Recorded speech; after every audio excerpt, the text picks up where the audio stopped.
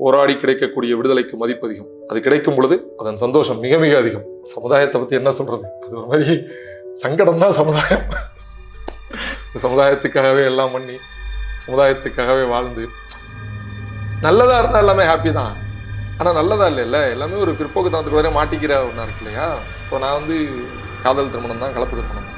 ஏன்னா அப்படி ஒரு காரியம் பண்ணிட்டானேங்கிறதுல எங்கள் அம்மாக்கெல்லாம் பெரிய கோபம் உண்டு, வருத்தம் உண்டு. அதுவும் நான் பண்ணதெல்லாம் அநியாயத்தோட உச்சம். ஆனால் இப்போ சமீபமாக பரியேறும் பெருமாள் அம்மா படம் பார்த்தாங்க. இப்போ பார்த்துட்டு என்கிட்ட சொன்னாங்க, இந்த படம் பார்த்தோன்னே எனக்கும் தோணுதுப்பா, நம்மளாம் கூட கொஞ்சம் தப்பு தான் பண்ணியிருக்கோம்ல அப்படின்னாங்க. அது வந்து எவ்வளோ பெரிய விஷயம் இல்லை, அது இந்த சமுதாயத்தின் ஒரு அங்கம் தானே. எங்கள் அம்மாவாக இருக்கட்டும், யாராக இருக்கட்டும், அதே கடவுளையும் வீட்டுக்கு நடுவுலேயே வச்சுட்டு உங்கள் சொந்த பந்தங்கள், நண்பர்கள் எல்லாத்தையும் கூப்பிட்டு அது மாதிரியே பெரிய பெரிய தீபாவளிலாம் கடவுளுக்கு காமிச்சு கொடுத்து அத்தனை பேரும் சாப்பிட்டு கலாட்டா பண்ணி பாட்டு பாடி ஆட்டம் போட்டு கொண்டாடி தீக்கலாம். ஸோ சினிமா வந்து இந்த சமூகத்தின் பெரிய மாற்றத்தை ஏற்படுத்தக்கூடிய வலுவான ஒரு ஆயுதம்.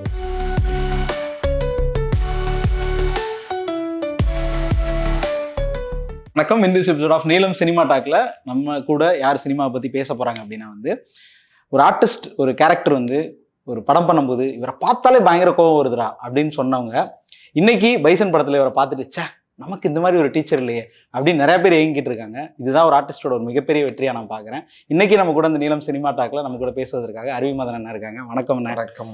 அயலியா இருக்கட்டும், அருவியா இருக்கட்டும், மாவீரனா இருக்கட்டும், எல்லாமே வந்து பயங்கர நெகட்டிவ் ஷேட் இருக்கிற ஒரு கேரக்டர்ஸ்.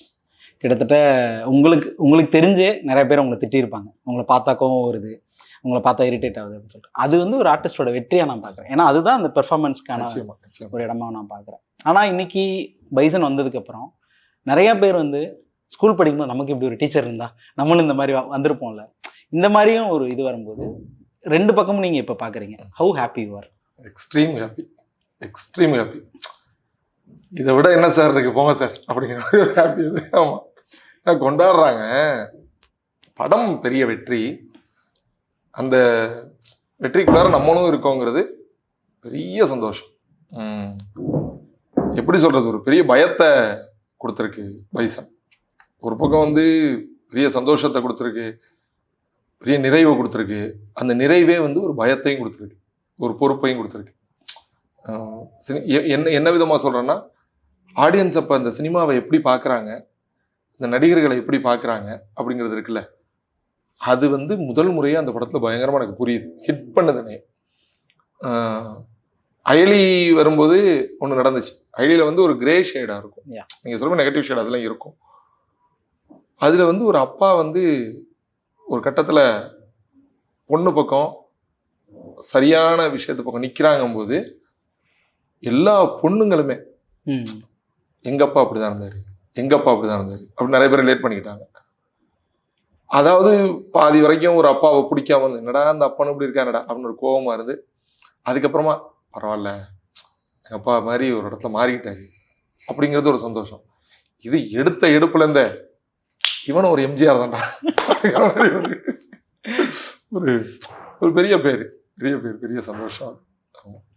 ஒரு இன்டர்வியூவில் நீங்கள் பேசுனது வந்து சும்மா ரெஃபரன்ஸ்க்காக நான் பார்த்துட்டு இருக்கும்போது வந்து அந்த மீசைக்கு பின்னாடி வந்து ஒரு காரணம் இருக்கு அப்படின்னு சொல்லிட்டு நீங்கள் சொல்லியிருந்தீங்க. பைசன் படத்தில் இந்த கேரக்டருக்காக நீங்கள் உங்களை ப்ரிப்பேர் பண்ணிக்கும் போது அந்த ப்ரிப்பரேஷன் ஜேர்னி பற்றி சொல்லுங்கள். அந்த ஜேர்னியில் நீங்கள் அந்த மீசை சம்மந்தமாக அது இல்லாமல் வேறு என்ன கற்றுக்கிட்டீங்க அதுவும் எங்களுக்கு சொல்லுங்கள். ப்ரிப்பரேஷன் என்ன, தாடி வளர்த்த சொன்னதான் எனக்கு வேறு பெரிய ப்ரிப்பரேஷன்லாம் ஒன்றும் இல்லை. ஓகே, நான் வந்து ரெண்டுமாவுமே இருப்பேன். மாறி சொல்கிறேன் சார், பெரிய மரியாதையோடையும் இருப்பேன், பெரிய அன்போடையும் இருப்பேன், கொஞ்சம் பயத்தோடையும் இருப்பேன். மூணுமே இருக்கும் அவர் மேலே எனக்கு. ஏன்னா மரியாதைங்கிறது அவர் இதுக்கு முன்னாடி எடுத்த படத்தின் மேலே இருக்கிற பெரிய மரியாதை. அன்புங்கிறது எங்க இடத்துல ஒரு சாதாரண ஒரு கிராமத்தில் உள்ளேருந்து இங்கேருந்து வந்து இவ்வளோ பெரிய வீச்சு இருக்குல்ல, அது சாதாரண விஷயம் இல்லை. நம்ம சின்னதாக ஒரு அங்கீகாரம் கிடைக்கிறதுக்கே இங்கே என்ன தள்ளுறோங்கிறது நமக்கு தெரியும். எல்லா விதமான கம்ஃபர்ட் ஜோனில் இருந்துக்கிட்டேன், எந்த கம்ஃபர்ட் ஜோனுமே இல்லாமல் போராடி ஜெயிச்சு இவ்வளோ பெரிய இடத்துல வந்து நிற்கும் போது எனக்கு பெரிய அன்பு கொடுக்குற மாதிரி இருக்கு. பயங்கிறது என்னன்னா, நமக்கு ஒரு வாய்ப்பு கொடுக்குறாரு, எந்த இடத்துல அதை கெடுத்துடக்கூடாது, சரியாக நடிக்கணும். நீங்கள் இப்போ சொன்னீங்கல்ல என்ன ப்ராக்டிஸ் பண்ணீங்க செஞ்சீங்க, உள்ளூர ஒரு கவனமாக இருக்கணுங்கிறது மட்டும் எனக்கு ஆரம்பத்துலேருந்தே இருந்துக்கிட்டே இருந்துச்சு. தாடி வளங்க அப்படின்னதுக்கு அப்புறமா ஒவ்வொரு நாளும் தாடி சரியா வளருதா? அவர் என்ன எனக்கு உள்ள ஒண்ணு ஓடிட்டு இருந்துச்சு.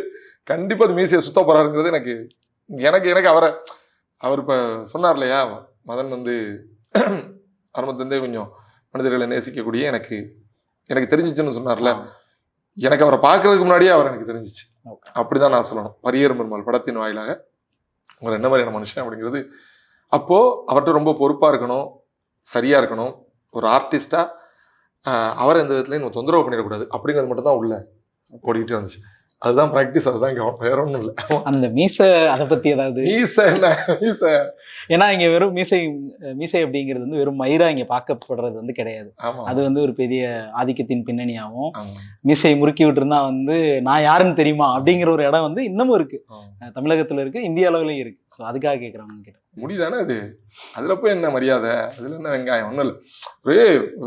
ஒவ்வொரு டைப் ஆஃப் ஸ்டைல். இப்போ நீங்க ஒரு முடி வச்சிருக்கீங்கல்ல, நல்லா இருக்குப்பா, பின்னாடி லைட்டாக அப்படி எடுத்து விட்டுருக்காப்புல, முன்னாடி வச்சிருக்காப்புல, செமையா இருக்குப்பா, பிடிக்கும். நான் ஏற்கனவே சொன்ன இன்டர்வியூ சொன்னேன், விளையாட்டு வீரர்களா இருந்த சின்ன மருது பெரிய மருது அவங்க வந்து இந்த பிரிட்டிஷ் பீப்புளெலாம் பார்த்துட்டு அவங்களோட கொஞ்சம் தொடர்பில் இருந்ததுனால அந்த மாதிரி ஒரு அழகுக்காக வச்சுக்கப்பட்ட மீசை தான் அந்த மீசை.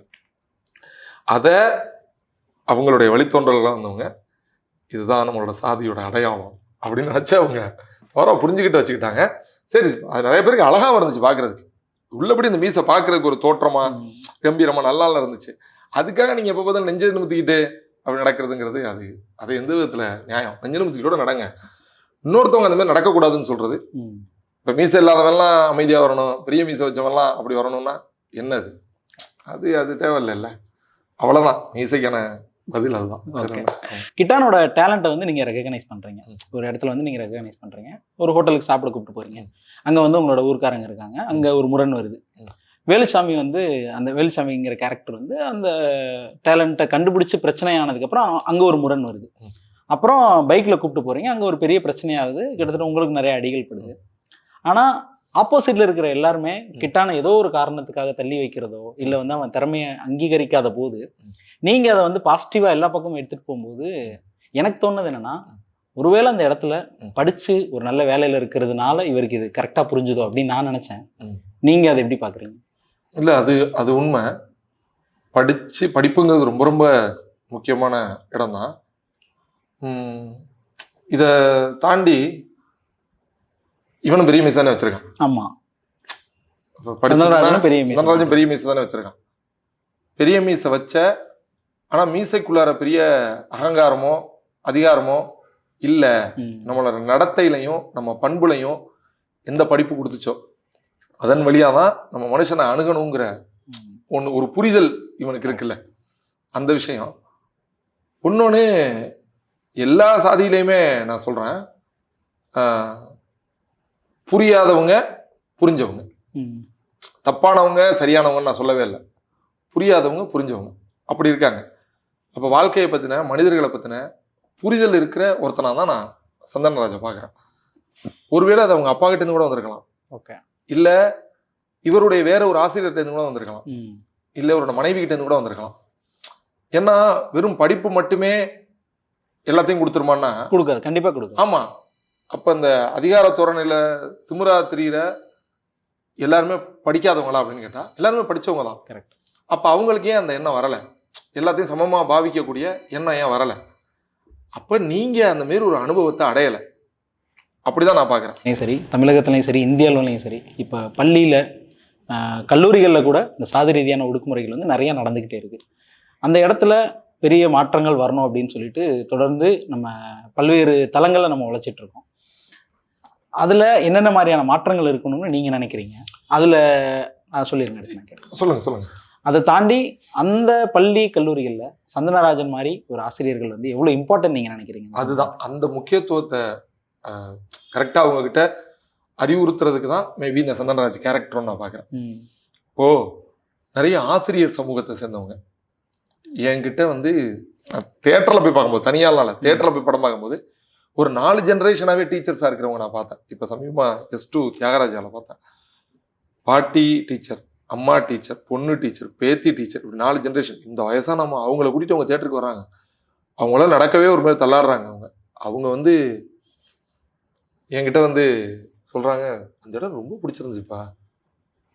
யாரு பையன் அப்படிங்கும்போது, என் ஸ்டூடெண்ட்டு அப்படின்னு ஒன்று சொல்கிறீங்களப்பா, அது எவ்வளோ பெருமைப்பா, அது என் ஸ்டூடெண்ட்டு அப்படின்னு சொல்கிறது எவ்வளோ பெருமைப்பாங்கிறாங்க. அப்போ திறமைவான் இருக்கிற ஒரு பையன் எந்த சமூகத்தை சேர்ந்தவனாக இருந்தாலும் கூட அவன் திறமையை பார்த்து என்னோட ஸ்டூடெண்ட்டுன்னு சொல்கிறது என்னுடைய கர்வம். அப்படி தான் ஒவ்வொருத்தருமே பார்க்கணும். அவனை முன்னேற்றி விட்டீங்கன்னா, அவன் முன்னேறி வந்தான்னா, அவன் வழியாக இன்னும் பல பேர் முன்னேறி வந்தாங்கன்னா, அதை விட நீங்கள் படித்த படிப்புக்கு நீங்கள் என்ன, உங்களுக்கு கிடைச்ச வேலைக்கு நீங்கள் என்ன மாற்று பரிகாரம் செஞ்சுருக்க முடியும்? இதுதானே. மாதம் சம்பளம் வாங்கிட்டு போகிறதுக்கு நம்ம வாடகை நடத்துறது இல்லை. அது இல்லை. வெறும் சம்பளம் தாங்கி பேக்கெட்டில் வச்சுக்கிட்டு போகிறது இல்லை. உலகத்தில் ஆகச்சிறந்த மிக முக்கியமான வேலை இந்த டீச்சர் வேலை. ஓகே. கிட்டானுடைய வெற்றியில வந்து ஒரு மிகப்பெரிய பங்கு எல்லாருக்குமே, அக்காவுக்கு பங்கு இருக்கு, அவங்க கூட நண்பர்களுக்கு இருக்கு, ராணிக்கு இருக்கு. ஆனா என்னோட பெர்ஸ்பெக்டிவ்ல நான் என்ன பாக்குறேன் அப்படின்னா வந்து வேலுச்சாமிங்கிற கேரக்டருக்கும் சந்தனராஜுங்கிற கேரக்டருக்கும் மிகப்பெரிய ஒரு பங்கு இருக்கு. ஏன்னா கிட்டான் வந்து தோண்டு போகிற நேரங்கள் எல்லாமே ஒரு நண்பனா, ஒரு அப்பாவா, ஒரு தோளுக்கு தோள நின்று நீ ஜெயிக்கக்கூடிய ஆளுங்கிற ஒரு பெரிய ஒரு உத்வேகத்தை கொடுத்து இருந்தவங்க 2 பேரும் வந்து வேலுச்சாமிங்கிற கேரக்டரும் சந்தனராஜுங்கிற கேரக்டரும். 2 பேரும் கொஞ்சம் போட்டி போட்டு படத்துல நடிச்ச மாதிரி எனக்கு ஒரு உணர்வு. போட்டி போட்டு இந்த சென்ஸ்னா அந்த கேரக்டர் நான் சொல்றேன், கிட்டானுக்கு அந்த உதவி பண்றதோ இல்லை. இது இன்னும் சில இடங்களோட அந்த மாதிரி ஒரு கேள்வி கேட்குறாங்க. ஆனால் அப்படி ஒன்று ஆர்டிஸ்டுக்குள்ளார வந்து நான் அப்படி பார்க்கவே இல்லை. இப்போ இல்லை, நான் இந்த சென்ஸ் என்ன சொல்றேன்னா ஸ்க்ரீன் பிரசன்ஸ் அந்த மாதிரி சொல்லுங்க. இதை நீங்கள் எப்படி மேபி நான் பார்க்குறேன்னா போட்டி போட்டு எழுதியிருக்காப்புல 2 பேருக்கும் அப்படின்னு வேணா நீங்கள் இயக்குனரை வேணா கேட்கலாம். ஏன்னா வசனங்களா இவர் பேசுகிறதா இருக்கட்டும், கவுண்டரா அவர் திரும்ப அதுக்கு பேசுகிறதா இருக்கட்டும், இவர் கபடி வேணும் அப்படின்னு பேசுகிறதா இருக்கட்டும், அவர் திரும்ப வந்து எங்கள் ஊரில் நாய் மூனையும் கூட தான் கபடி விளையாடும், ஆனால் அந்த கபடி என்ன பண்ணும், உடம்புல திமிரு ஏறிடுச்சுன்னா இவன் என்ன ஆவான், அவர் எதுக்கு பயப்படுறா இருப்பாருங்க. கபடி தொடர்ந்து விளையாண்டா உடல் வலுவாயிடும். உடல் வலுவானா திமிரு தானாக வந்துடும். திமிரு தானாக வந்துட்டா நெஞ்ச நிமித்துவான். நெஞ்ச நிமித்தும் போது யாருக்கு பிடிக்காதுங்கிறது ஒன்று இருக்கு. அவன் சும்மா இருக்க மாட்டான். அடங்கி நடக்க மாட்டேன்னு கேட்பான். அப்போ உன்னால அடங்கவே முடியாது. ஏன் அடங்க முடியாது? உன் உடம்பு அவனோட வலிமையான உடம்பா இருக்கு. அப்போ அடங்க முடியாது. அப்போ உன்னை குனிடாமாங்க. நீ குனிய மாட்ட, நீ திமிருவ. நீ திமிர்னா அடுத்து என்ன ஆகும்? அவன் உன்னை அடிப்பான். அப்போ நீ என்ன பண்ணுவ? நீ திரும்ப அவன் அடிப்ப. இந்த கன்றாவி தான் கபடி வேணாங்க அப்படின்னு தான் அவர் சொல்றாப்புல. நான் என்ன சொல்றேன், கபடி பழகட்டும், அவனை நான் சரியாக கொண்டு போகிறேன், அவன் படிக்கிறான், அவனை நான் பக்குவப்படுத்துகிறேன், பகுத்தறிவுனா என்னங்கிறத நான் சொல்கிறேன், நான் பாதுகாப்பாக இருக்கேன், நீங்கள் விட்டுருங்களேன் அப்படிங்கிறதான் நான் கேட்குறேன். இப்போ இந்த எழுத்து யார் எழுதுறான்? அவர் தானே எழுதுறாரு. அந்த எழுத்து தான் உங்களுக்கு மேபி போட்டி போட்டு நடிக்கிறீங்களோ அப்படின்னு ஒரு கேள்வியை மேபி இல்லை. அது நான் எப்படி பார்க்குறேன்னா ரொம்ப ஹெல்தியான விஷயமா பார்க்குறேன். ஒரு ஸ்க்ரீனில் வந்து பசுபதி சாரோட ஆக்டிங் வந்து நமக்கு டெஃபினட்டாக தெரியும். அதுக்கு ஈக்குவலாக அவர் ஒரு பக்கம் அந்த கைத்தை இழுக்கு, நீங்கள் ஒரு பக்கம் இழுக்கும்போது அது ரெண்டும் ஈக்குவலாக போகிறதான் அதோட ஒரு ஹெல்த்தியாக நான் பார்த்தேன். நிச்சயமா இதுக்கு எல்லாத்துக்கும் எழுத்து தான் காரணம், இயக்குநர்கள் தான் காரணம். மற்றபடி ஸ்க்ரீன் ப்ரெசன்ஸா உங்களுக்கு அது இவர் போட்டிருக்க காஸ்டியூமும் நல்லா இருக்குப்பா, போட்டி போட்டு அவரோட காஸ்டியூமும் நல்லா இருக்கும், சூப்பராக இருக்குப்பா இப்படி என்ன இப்போ அவர் ஒரு மீசை வச்சிருப்பாரு, நானும் ஒரு மீசை வச்சிருப்பேன், அவருக்கு கண்ணாடி மட்டும்தான் இருக்காரு, எனக்கு ஒரு கண்ணாடி கொடுத்துருப்பாங்க.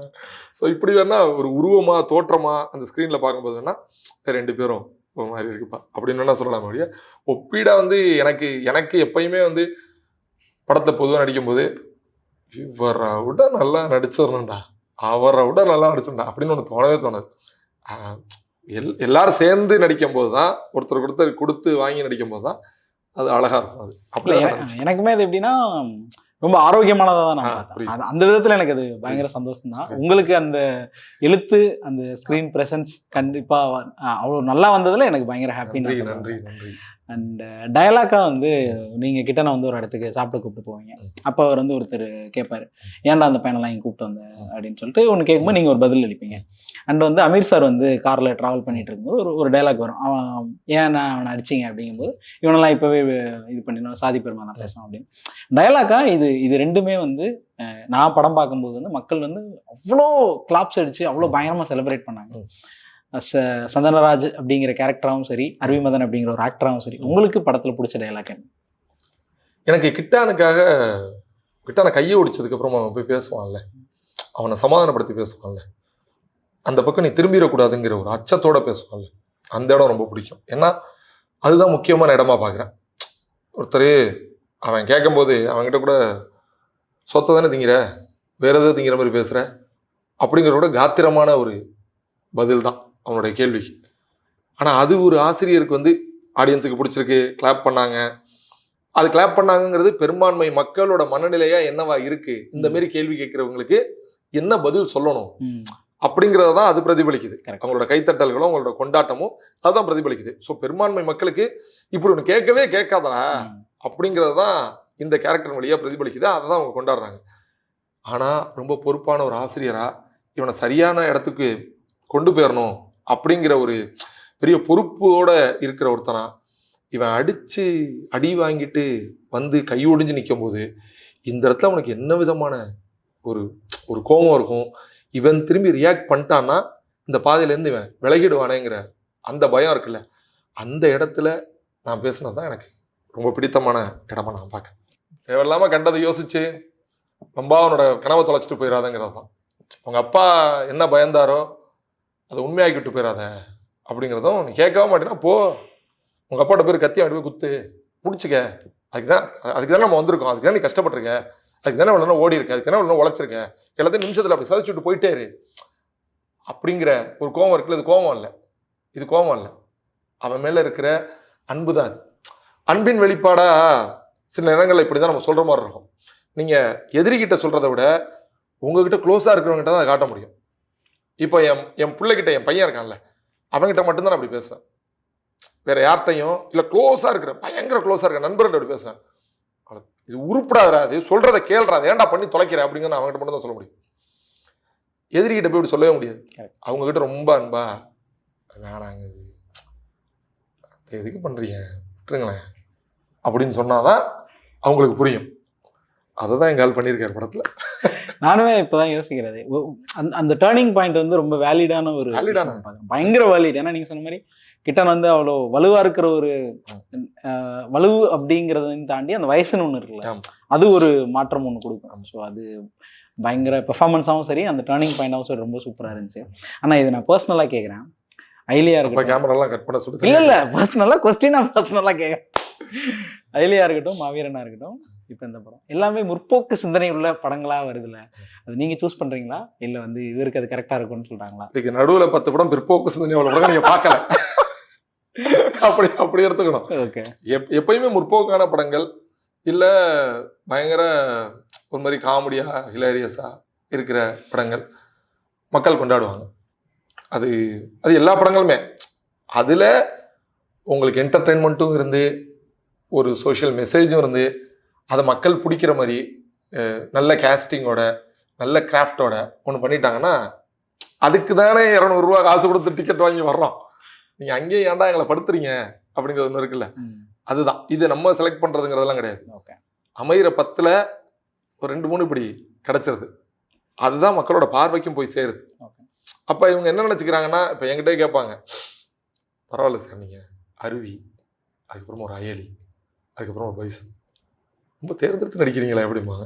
இதுக்கு நடுவில் நான் சாப்பாட்டுக்காக நடித்ததெல்லாம் எல்லாமே வந்து கடைசியாக இந்த ஒரு ஜான் வயிற்றுக்கு தானேப்பா அப்படின்னு ஒன்று இருந்தாலும் இந்த மாதிரி படங்கள் அமையும் போது மனசுக்கும் பெரிய நிறைவாக இருக்கும். வெறும் சாப்பாடு சாப்பிட்டு அப்படி திமிராத்திரம் அப்படி இல்லாமல் மனசுக்கும் பெரிய நிறைவு கொடுக்குற படம் இந்த மாதிரி படங்கள். என்னை பொறுத்த வரைக்கும் ஒரு ஃபிலிம் வந்து வெறும் என்டர்டைன் பண்ணுறது கிடையாது, அந்த ஃபிலிம் வந்து நமக்கு நிறையா கற்றுக் கொடுக்கும். ஒரு சில படங்கள் வந்து நம்ம வாழ்வையே மாற்ற அளவுக்குலாம் இருக்கும். அந்த அளவுக்கு பைசன் வந்து ஓவராலாக அஸ் அ ஃபிலிம் வந்து உங்களுக்கு என்ன கற்றுக் கொடுத்துச்சு? என் வாழ்வை மாற்றியது, என் வாழ்வை வசந்தமாக்கியது, வளமாக்கியது. இது என்ன சொல்கிறது, அவ்வளோ நிறைய நல்ல விஷயங்கள் பண்ணி கொடுத்துருக்கு. ரொம்ப படு ஹாப்பி நான் பைசனில் வந்து. எனக்கு எப்பயுமே மாரி செல்வராஜுங்கிறவரோட படம் வந்து எப்பயுமே வெற்றி அடைஞ்சிக்கிட்டே இருக்கணுங்கிறது தான் எண்ணம். அது பரியேறும் பெருமாள் பார்த்துட்டு அதுக்கப்புறமா மனசில் வந்தது. அதில் நம்மளும் ஒரு அங்கமாக இருந்து அந்த கதாபாத்திரத்தை மக்கள் இவ்வளவு பயங்கரமாக கொண்டாடுறாங்கங்கிறது இன்னும். நான் ஒரு படத்தில் ஒரு வசனம் பேசியிருப்பேன், போராடி கிடைக்கக்கூடிய விடுதலைக்கு மதிப்பு அதிகம், அது கிடைக்கும் பொழுது அதன் சந்தோஷம் மிக மிக அதிகம் அப்படின்னு. இது மிக மிக அதிகம். இது சினிமா பற்றி நிறையா பேசணும். அடுத்த செக்மெண்ட் வந்து குயிக்காக நான் ஒரு வேர்ட் ஆர் சென்டென்ஸ் சொல்லுவேன், அதை கேட்கும்போது உங்களுக்கு என்ன தோணுது அப்படின்னு நீங்கள் வந்து தாராளமாக சொல்லலாம்.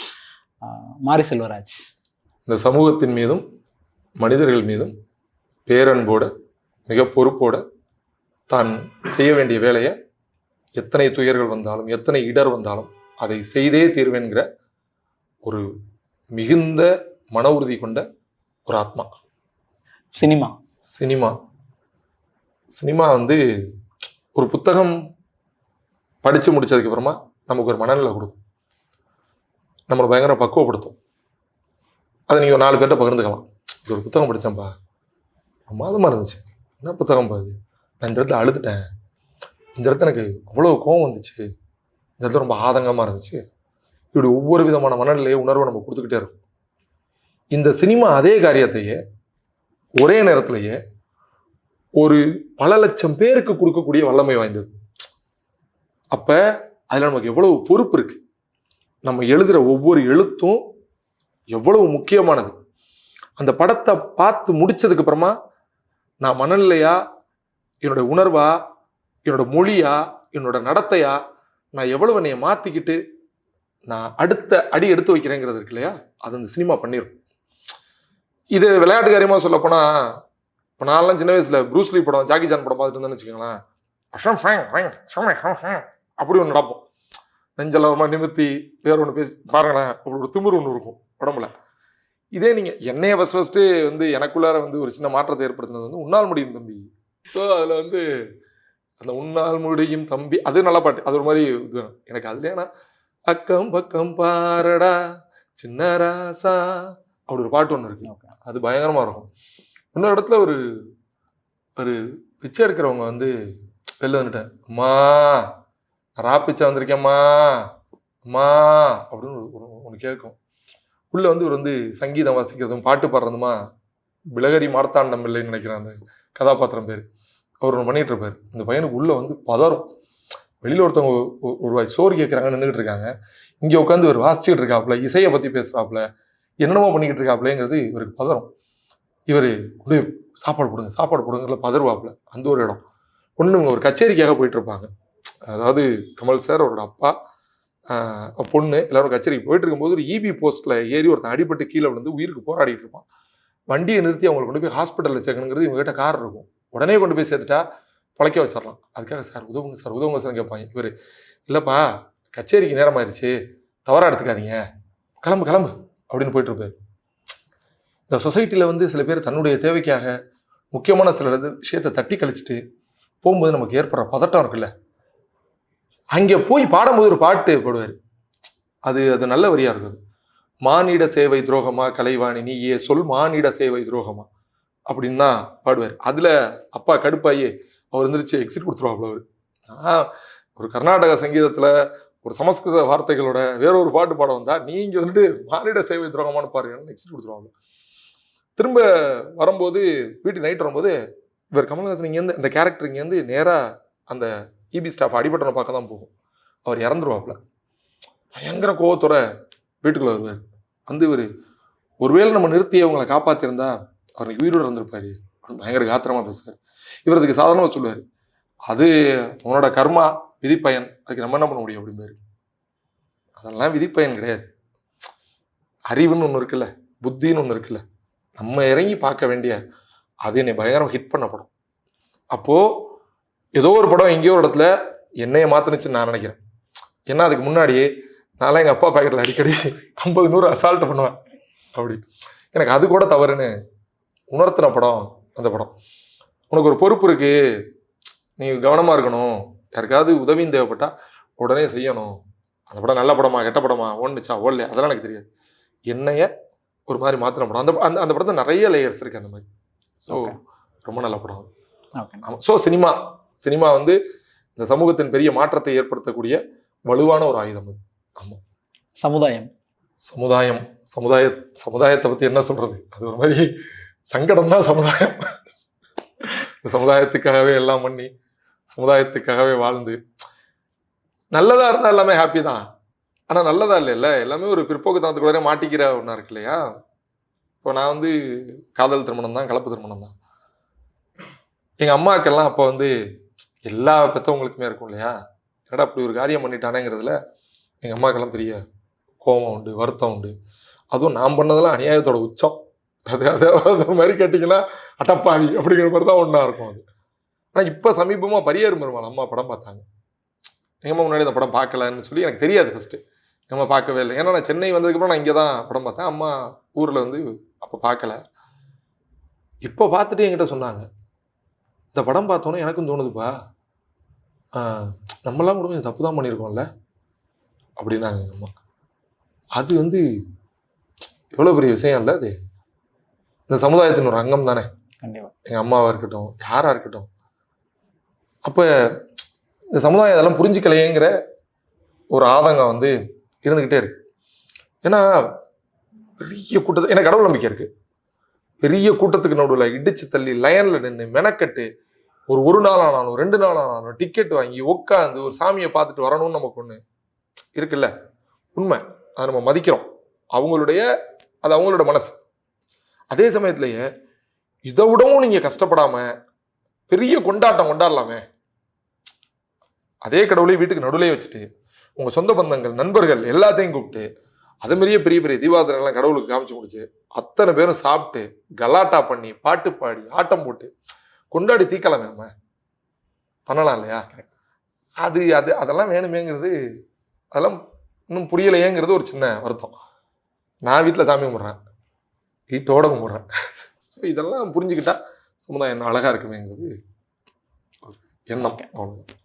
ஒரு சினிமா சார்ந்து பயணிக்கும் பொழுது ஒரு சின்ன வெற்றி கூட வந்து அந்த கலைஞனுக்கு, அந்த ஆர்டிஸ்ட்டுக்கு வந்து ஒரு மிகப்பெரிய ஒரு கொண்டாட்ட மனநிலையாக இருக்கும். கிட்டத்தட்ட தான் வந்து எல்லாராலும் அறியப்படுகிற ஒரு ஆர்டிஸ்ட் ஆனதுக்கப்புறம் கூட ஒரு நல்ல படம் வருது அப்படின்னா வந்து அந்த படத்தை வந்து அவர் ஃபோன்லேயே ஷூட் பண்ணி அவரோட இன்ஸ்டாகிராம் பேஜில் போடக்கூடிய ஒரு ஆர்டிஸ்ட் வந்து இன்றைக்கி என் முன்னாடி இருக்கார். தொடர்ந்து வரப்போகிற எல்லா படங்களுமே வந்து உங்களுக்கு மிகப்பெரிய ஒரு வெற்றி அடையணும். இந்த மக்களும், அனைத்து மக்களும் வந்து உங்களை எப்படி நீங்கள் வந்து கிட்டானுக்கு இருந்தீங்களோ அந்த மாதிரி வந்து இந்த சமுதாயம் வந்து ஒரு பெரிய பேரன்பும் பெரும் காதலும் வந்து உங்களுக்கு கொடுத்துருக்கு. இந்த லவ் அண்ட் சப்போர்ட் வந்து தொடர்ந்து இருக்கும்னு வரப்போகிற உங்களுடைய எல்லா திரைப்படத்துக்குமே வந்து நீலம் சார்பாக பெரிய வாழ்த்துக்கள். நாங்கள் கேட்டோன்னே எங்களுக்கு இவ்வளோ நேரம் ஒதுக்கி இந்த நேர்காணல் கொடுத்ததற்கு ரொம்ப ரொம்ப நன்றி. Thank you so much.